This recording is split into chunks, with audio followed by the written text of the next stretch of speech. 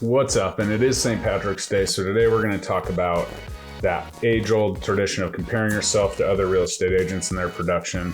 Have you ever done that and said, dang, that real estate agent's so lucky that they have that business. Those top producers are so lucky. The honest truth is that's crap, and we're going to dispel that myth right now and understand that no one's lucky. Luck doesn't even exist.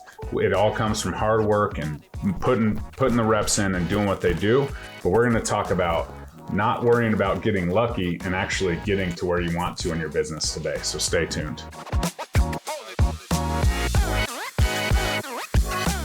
What's up, guys? Coach Kane with the Real Estate Agent Playbook, now on podcast and YouTube. Head over to YouTube or podcast if you are on the go, and we would love to, connect with you there. Also, if you are interested in booking a game plan call with me to help you scale your real estate business, it's a 30-minute call I do for free for all agents. Would love to chat with you and see about making a game plan to your success in the real estate world and not have you worry about being lucky, but actually just putting the work in and getting the results. Okay, so let's talk about this. Luck is not a business strategy. It's not a business building strategy. And if you're sitting back feeling sorry for yourself, wondering when you're going to get lucky, that day probably will never come. So the first thing we need to do is stop comparing our chapter 1 to that top producer's chapter 20. The honest truth is the only thing that matters is your business. So we're going to break it down. We're going to go introspective. We're going to look in the mirror today and talk about how we can feel lucky but not be lucky. In order to turn this ship, I'm going to rely on a recent lesson from the Arte Syndicate call, my entrepreneurship group with Andy Frizella and Ed Milet.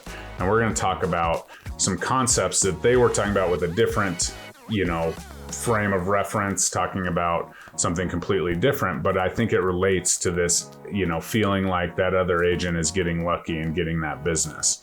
So that's what I'm going to rely on and go back to that call and kind of walk you through the 4 things that you need to kind of do in order to turn this ship around and for you to absolutely scale your business and not worry so much about what other people are doing.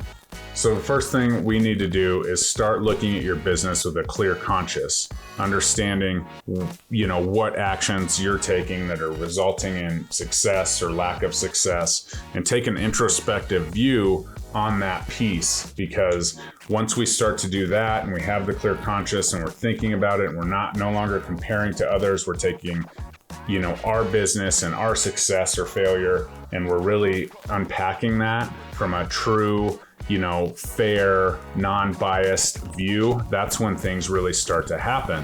And the truth is we should probably audit our business, and I'll talk about that in a second, but being able to take a non-biased bird's eye view of our business or the decision or, that marketing strategy or whatever it is huge and will, help you understand that it's really about you and nothing else. So as a real estate agent, we need to take a step back. It's not about your broker. It's not about your friend. It's not about the top producing agent. It's about you. So once we're in that mindset, we can move forward. The next thing is you need to admit to your mistakes and, accept them.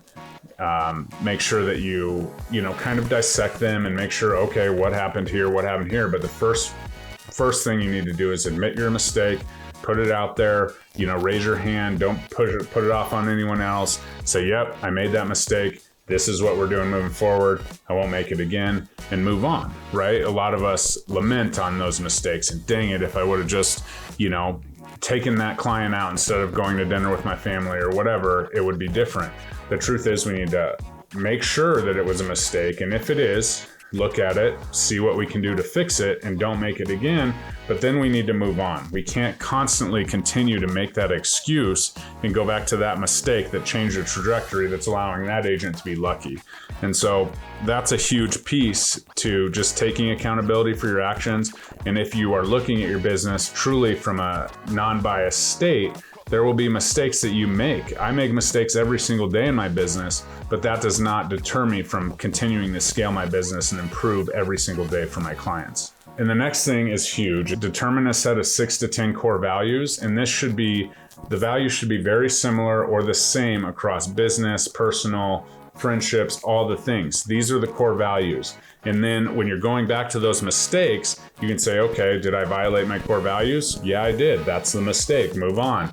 Or, maybe it wasn't such a mistake. Maybe I was within my core values. I was, spending time, being present with my family or whatever that core value may be.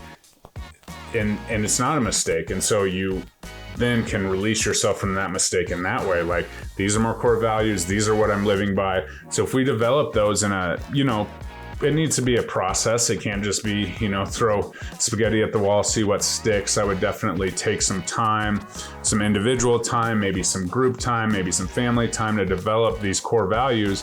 But once you have the core values set, then you can constantly compare all the things that are coming and everything that's happening to, do those align with my core values? Yes, no. Even making future business decisions. Should I purchase that, business that's in the real estate industry? Maybe it's a lending business or a title business. Does that align? Can I be in alignment with my core values when that happens? Yes. Maybe look into it. No. Just put it on the back burner. Don't get distracted by the shiny object syndrome.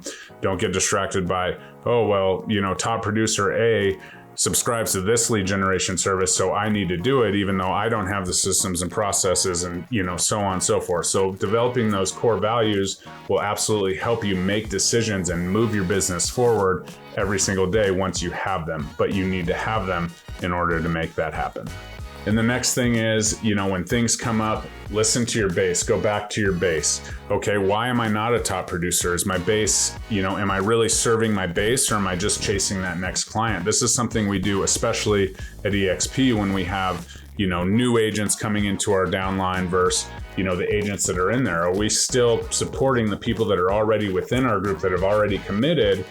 Or are we, maybe ignoring them in order to get the new shiny agent that's coming through? So if we're talking about that piece of it, we need to make sure that we're going back to the base. We're still relying on them. We're calling on them. Hey, what can I do to, improve all the things? Because they already know, like, and trust you. They're already, a raving fan of yours or whatnot. So if you're going back to the base and really focusing on it, and maybe, it doesn't necessarily have to be like asking or surveying or, reaching out to them, but looking at your base and, okay, what does my base clientele need?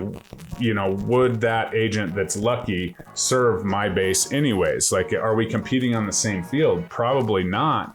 And the truth is, closings happen every day, and 2 agents usually get paid in most real estate transactions. So that's double the fun, right? So you have a closing every day, 2 agents get paid. That means there's opportunity even for you to work with the lucky agent, right? So understand that that's kind of the mindset that goes to it, but always be true to yourself. Always, take a look at that. Always admit and, take accountability for your mistakes. Work on those core values and make those a part of all your decisions moving forward. And then at the end of the day, go back to your base. Who are the people that I love to serve?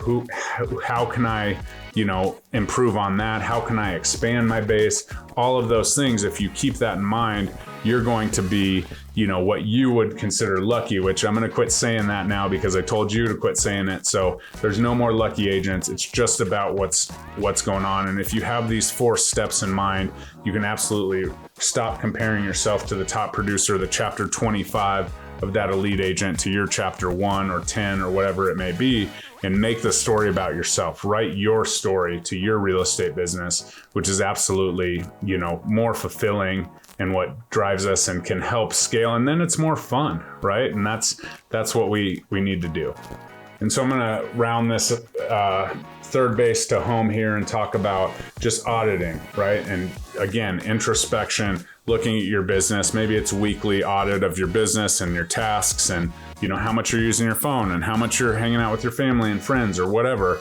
Make sure you're auditing your life and your business on a weekly basis. Just a quick one, doesn't have to be super in depth, doesn't have to be that IRS audit, and then maybe on a monthly basis, okay, what can I do differently? Where are we going? How are we gonna, build this core value up this month or whatever that may be, and quarterly, yearly. And if we're constantly auditing and changing and flexing and, being introspective when it comes to our business, our personal life, we will clearly become a top producer, become an elite person, become that person that everybody looks up to for the real estate needs, for all things in life, and you'll lead a much more fulfilling life and much more fulfilling real estate business.